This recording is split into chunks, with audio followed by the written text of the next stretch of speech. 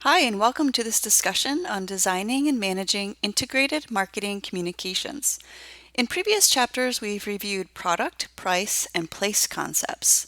With this chapter, we have now moved on to the final marketing, P, promotions. In this lecture, we'll review promotions concepts including integrated marketing communications and what's included, and how to develop effective communications. Let's get started. As this figure demonstrates, the marketing manager determines the goals of the promotional strategy in light of the firm's overall goals for the marketing mix. Using the overall goals, marketers combine the elements of the promotional strategy into a coordinated plan. This plan becomes an integral part of the marketing strategy for reaching the target market.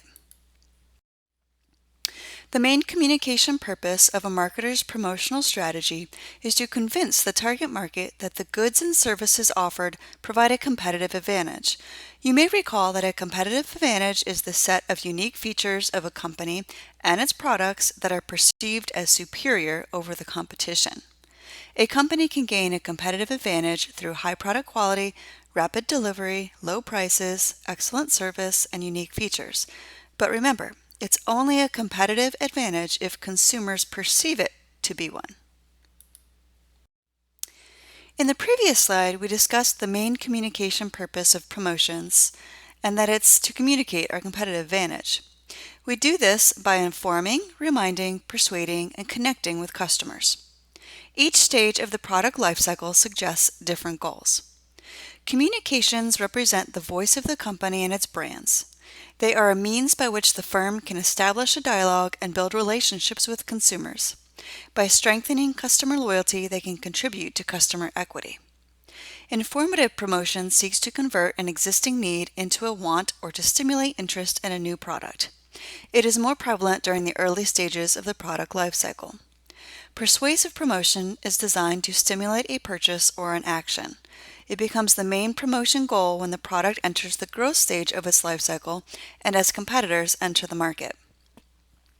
Reminder promotion is used to keep the product or brand name in the public's mind. It is effective during the maturity cycle.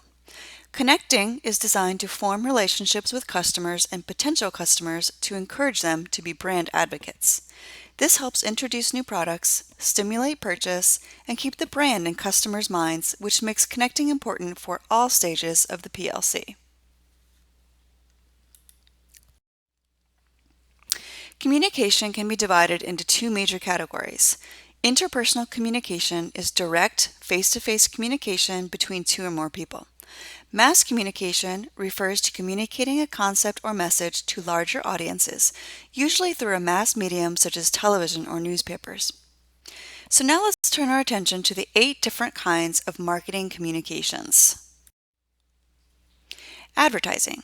Advertising is any paid form of non-personal presentation and promotion of ideas, goods, or services by an identified sponsor via print media, such as newspapers and magazines, or broadcast media, such as radio and television, or network media, such as telephone, cable, satellite, wireless, or electronic media, such as audio tape, video disc, CD-ROM, web page, or display media, such as billboards, signs, and posters.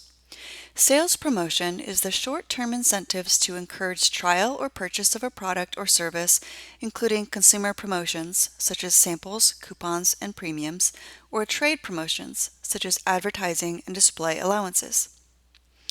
Events and experiences are company-sponsored activities and programs designed to create daily or special brand-related interactions with consumers, including sports, arts, entertainment, and cause events, as well as less formal activities. Public relations and publicity are programs directed internally to employees of the company or externally to consumers, other firms, the government, and media to promote or protect a company's image or its individual product communications. Online and social media marketing are online activities and programs designed to engage customers or prospects and directly or indirectly raise awareness, improve image, or elicit sales. Mobile marketing is a special form of online marketing that places communications on consumers' cell phones, smartphones, or tablets. Direct and database marketing is the use of mail, telephone, fax, email, or internet to communicate directly with or solicit response or dialogue from specific customers and prospects. And finally, personal selling is face-to-face interaction with one or more prospective purchasers for the purpose of making presentations, answering questions, and procuring orders.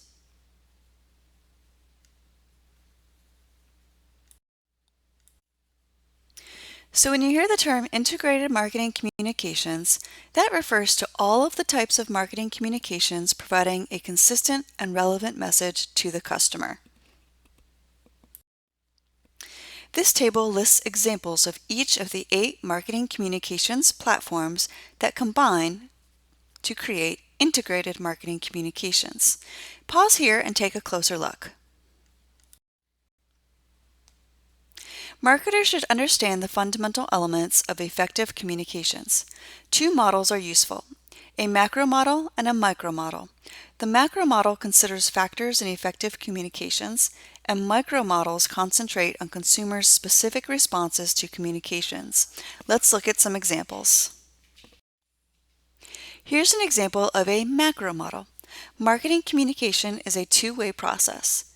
The sender originates the message. Encoding is the conversion of the sender's ideas and thoughts into a message, usually words or signs. Transmission of a message requires a channel, some communication medium. Reception occurs when the message is detected by the receiver. Transmission may be hindered because of noise, anything that interferes with, distorts, or slows down the transmission of information. Decoding is the interpretation of the language and symbols sent. Proper match between the message to be conveyed and the target market's attitude is the job of the marketing manager. Differences in culture, age, social class, education, and ethnicity can lead to miscommunication. The receiver's response to a message is direct feedback to the source. Since mass communicators are cut off from a direct feedback, they rely on market research or analysis of viewer perceptions for indirect feedback. And here are 4 examples of micromodels. Micromodels of marketing communications concentrate on consumers' specific responses to communications. These models assume the buyer passes through cognitive, affective, and behavioral stages in that order. This learn, feel, do sequence is appropriate when the audience has high involvement with a product category perceived to have high differentiation. An example would be automobiles. And take a look at the other sequences listed above. So far, we've described the purpose of marketing communications, the 8 different types of marketing communications, and different communication process models. Now let's take a few minutes to review the steps in developing effective communications. We'll walk through each of these steps listed here. First, marketers must identify the target audience. The more narrow we can define the audience, the more appropriate we'll be able to be with the message and medium. This slide offers a refresher on the different ways we can describe our target audience. The second step is to set communications objectives. Remember this graphic at the beginning of the lecture? This is where it really comes into play. If we are introducing a brand new product category, then we have to focus on informing while also building brand awareness. Or perhaps we want to influence brand purchase intention. Here, our objective is to move consumers to decide to purchase our brand or take purchase-related action, and this is done through persuasive messaging. The third step is to design the communications. Formulating the communications to achieve the desired response requires answering 3 questions: what to say, how to say it, and who should say it. In selecting message strategy, management searches for appeals, themes, or ideas that will tie into the brand positioning and help establish points of parity or points of difference. Some of these appeals or ideas may relate directly to product or service performance. Others may relate to more extrinsic considerations, such as the brand being contemporary, popular, or traditional. Creative strategies are the way marketers translate their messages into a specific communication. We can broadly classify them as either informational or transformational appeals. An informational appeal elaborates on product or service attributes or benefits. A transformational appeal elaborates on a non-product related benefit or image.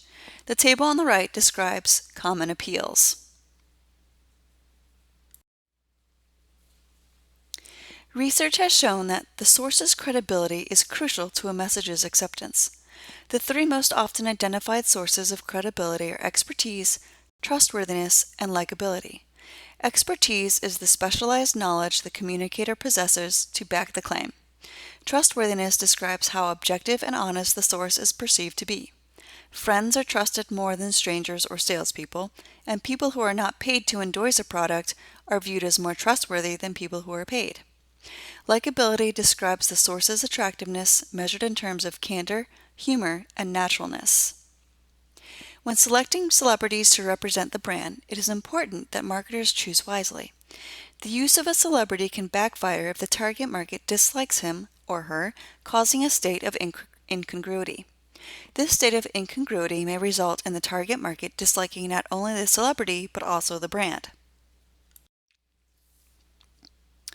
The fourth step is to select the communications channels. Personal communications channels let two or more persons communicate face-to-face or person-to-audience through a phone, surface mail, or email. They derive their effectiveness from individualized presentation and feedback and include direct marketing, personal selling, and word of mouth. Non-personal channels are communications directed to more than one person and include advertising, sales promotions, events and experiences, and public relations. Although personal communication is often more effective than mass communication, mass media might be the major means of stimulating it. Mass communications affect personal attitudes and behavior through a two-step process. Ideas often first flow from radio, TV, and print to opinion leaders or consumers highly engaged with media, and then from these influencers to less media-involved population groups.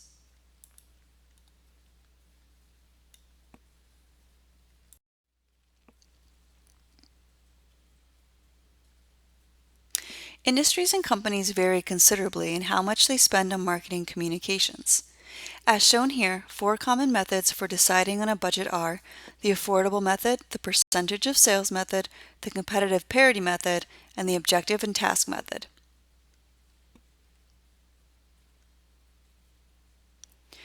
The affordable method is setting the communications budget at what managers think they can afford. The percentage of sales method is setting expenditures at a specific percentage of current or anticipated sales or of the sales price. Competitive-parity method is setting communications budgets to achieve share of voice parity with competitors. Objective and task method is setting the budget by defining specific objectives, identifying the tasks that must be performed to achieve those objectives, and estimating the costs of performing them.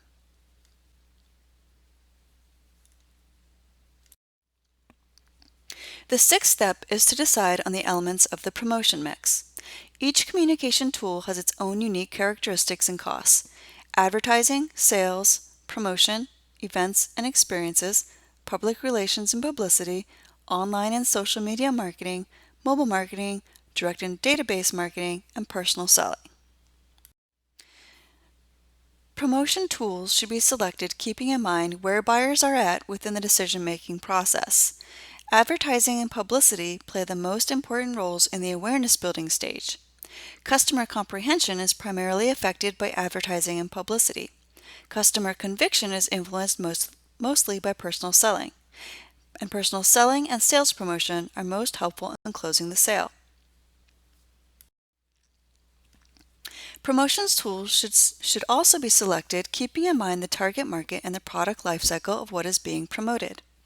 Consumer marketers tend to spend comparatively more on sales promotion and advertising. Business marketers tend to spend comparatively more on personal selling. Even in business markets, advertising still plays a significant role in introducing the firm and its products, explaining product features, reminding customers of offerings, generating leads for sales follow-up, legitimizing the firm, and reassuring customers about purchases. In consumer markets, a trained company sales force can help persuade dealers to take more stock and allocate more shelf space to the brand. Communication tools vary in cost effectiveness at different stages of the product lifecycle. For example, in the introduction stage of the PLC, advertising, events and experiences, and publicity have the highest cost effectiveness, followed by personal selling to gain distribution coverage and sales promotion and direct marketing to induce trial. In the growth stage, demand has its own momentum through word of mouth and interactive marketing. Advertising, events and experiences, and personal selling all become more important in the maturity stage. In the decline stage, sales promotion continues strong, other communication tools are reduced, and salespeople give the product only minimal attention. Advertising reaches geographically dispersed buyers. It can build up a long-term image for a product or trigger quick sales. It can be pervasive, offers opportunities for dramatizing brands and products, and enables the advertiser to focus on specific aspects of the brand or product. Sales promotion uses tools such as coupons, contests, premiums, and the like to draw a stronger and quicker buyer response. Three key benefits are that sales promotion draws attention to the product, provides an incentive that gives value to the customer, and invites the customer to engage in the transaction now. Events and experiences can be seen as highly relevant because the consumer is often personally invested in the outcome. Also, they are more actively engaging for consumers and are typically an indirect soft sell. Public relations and publicity can be extremely effective when coordinated with the other communications mix elements. The appeal is based on high credibility, the ability to reach prospects who avoid mass media and targeted promotions, and the ability to tell the story of a company, brand, or product. Online and social media marketing, which can take many forms, shares three characteristics. It can be information or entertainment rich, it can be changed or updated depending on response, and the message can be prepared and diffused quickly. Mobile marketing is distinguished by its ability to be time sensitive, reflecting when and where a consumer is. Also, it can reach and influence consumers as they are making a purchase decision. Because consumers carry their phones everywhere, mobile communications are always at their fingertips. Direct and database marketing, including big data, allows for more personal and relevant marketing communications. Key characteristics are that messages can be personalized for recipients, used to create attention and inform consumers with a call to action included, and offer information that helps other communications. Personal selling is the most effective tool at later stages of the buying process, particularly in building up buyer preference, conviction, and action. Three notable qualities are that it can be customized for individuals, it is relationship-oriented, and it is response-oriented. And finally, the seventh step to developing effective communications is to measure results. After implementing the communications plan, the firm must measure its impact by asking members of the target audience whether they recognize or recall the message, how many times they saw it, what points they recall, how they felt about the message, and what are their previous and current attitudes toward the product and company. The communicator should also collect behavioral measures of audience response, such as how many people bought the product, liked it, and talked to others about it. This concludes our discussion on designing and managing integrated marketing communications. Thanks for listening.